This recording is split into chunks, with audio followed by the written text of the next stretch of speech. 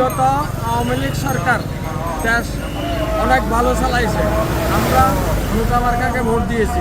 ভবিষ্যতে আল্লাহ যদি হায়াত দেয় আবারও দেবো ইনশাআল্লাহ। কোথায় ভোট দিয়েছেন? কোথায়? নৌকায়? নৌকা মার্কায় এটা তো ইসলামী আন্দোলনের সমাবেশ, তাই নৌকায় ভোট দিচ্ছেন কেন? আমি দেখতে আসছি, আচ্ছা আচ্ছা। আমি শুধু দেখতে আসছি। আমি নৌকা মার্কাকে ভোট দিই। এবার নৌকা মার্কা যদি না থাকে, নির্বাচন না অংশগ্রহণ করতে না দেয়, আমরা যাব না ওখানে, আমরা যাব না। নৌকাকে ভালোবাসেন কেন?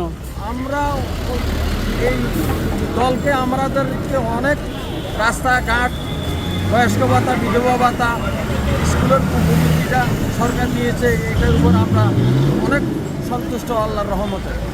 তাই এখানে আজকে সমাবেশে আসছেন কোথা থেকে? এর থেকে কেন আসছেন? শুধু দেখতে আসছি। কি মনে করছেন যে নৌকা কি আবার আসবে আপনার নৌকা?